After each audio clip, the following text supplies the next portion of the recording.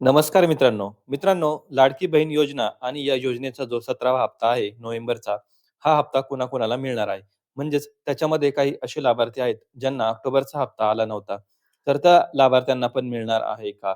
सोबत या 17व्या नोव्हेंबरच्या हप्त्यासाठी के-वाय-सी बंधनकारक असणार आहे का? अगदी कमी शब्दामध्ये थोडक्यात सर्व प्रश्नांची जी काही उत्तरे आहेत, तर ती या व्हिडिओच्या माध्यमातून आपण जाणून घेणार आहोत. सर्वांना माहिती असायला पाहिजे, की बघा आज उद्यापर्यंत जी-आर येण्याची शक्यता ही फार कमी आहे.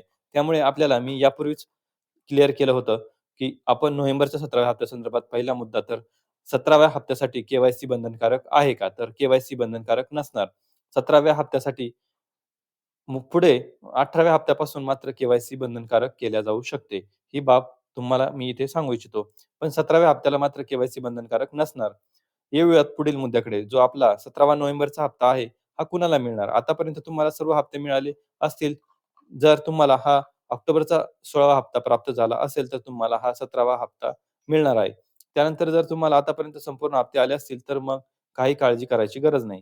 कारण जर समजा तुम्हाला ऑक्टोबरचा 16 जरी हप्ता आला असेल, तरी देखील तुम्हाला हा 17वा ऑक्टोबरचा महिना मिळणार आहे. त्यानंतर बघा, जर तुमचे आधार सेटिंग स्टेटस इनॅक्टिव्ह झाले असेल, कारण की झालं असं होतं, की ऑक्टोबरच्या 16व्या हप्त्यामध्ये प्रचंड लाभार्थ्यांचं आधार सीडिंग इनॅक्टिव्ह झालं होतं आणि जर समजा तुम्ही मधल्या त्या टायमिंगमध्ये ते ॲक्टिव्ह केलं असेल, तरी देखील तुम्हाला नोव्हेंबरचा 17वा हप्ता मिळणार आणि जर नसेल, कुणाला ऑक्टोबरचा हप्ता आला 16वा, तर त्यांनी पहिलं आधार सीडिंग स्टेटस चेक करायचं आहे. त्यानंतर बघा, जर जून, जुलैपासून तुमचा लाभ अचानक बंद झाला असेल, तर तिथे रेशन कार्डमुळे तो लाभ जो आहे तो बंद झाला आहे. म्हणजे एका कुटुंबात 2 पेक्षा अधिक लाभार्थी असल्यामुळे काही लाभार्थी विचारतात, की "सर 2 पेक्षा अधिक लाभार्थ्यांमुळे असल्यामुळे जे आहे आम्ही अपात्र होणार का?"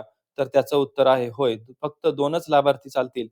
ते तुम्हाला के-वाय-सीचं तपासणी झाल्यानंतरच ते संपूर्ण कळेलच." पण बघा, मी सांगतो तुम्हाला, एक विवाहित आणि एक अविवाहित असे एका रेशन कार्डवर सध्या चालत आहे. काही ठिकाणी लाभ मिळत आहेत, तर तो लाभ किती दिवस चालेल, तर ते येणारा वेळ सांगेल. बघा, त्यानंतर त्यामुळे मी स्पष्ट सांगतोय, एका रेशन कार्डवर 2 लाभार्थी त्यानंतर बघा, म्हणजे ज्यांचा अचानक लाभ बंद झाला आणि त्यांना पात्र यादीत त्यांची हळूवार पद्धतीने का होईना, परंतु अपडेट करण्यात येत आहे. सप्टेंबरला अपडेट झाले काही लाभार्थ्यांची नावं आणि ऑक्टोबरला आणि आता काही नोव्हेंबरमध्ये अपडेट केली जात आहे.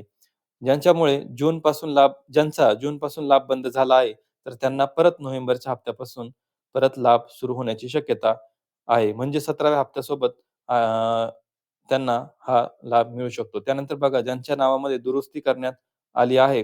आता काही ठिकाणी तर म्हणजे महिलांच्या नावापुढे पण मिस्टर लावलेले आहे. म्हणजे किती साधारण चूक आहे आणि त्याची ती महिलाची चूक नाहीये. तर ते आधार कार्ड अपडेट करताना त्या ठिकाणी त्या पद्धतीची चूक झालेली असते.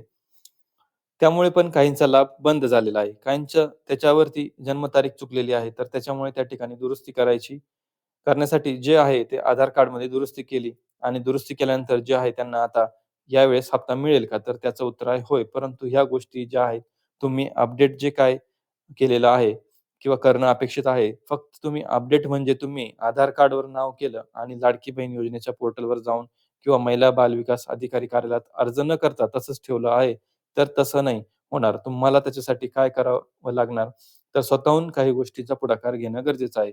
इथे एक बाब समजून घेऊया, की जर तुमचा ऑक्टोबरचा आणि 16वा हप्ता आला नसेल, तर वरच्या कारणामुळे आणि त्याच्यात तुम्ही दुरुस्ती केला असेल, यावेळेस यादीमध्ये नाव जर तुमचं अपडेट झालं असेल, तर मग तुम्हाला 17वा हप्ता मिळणार.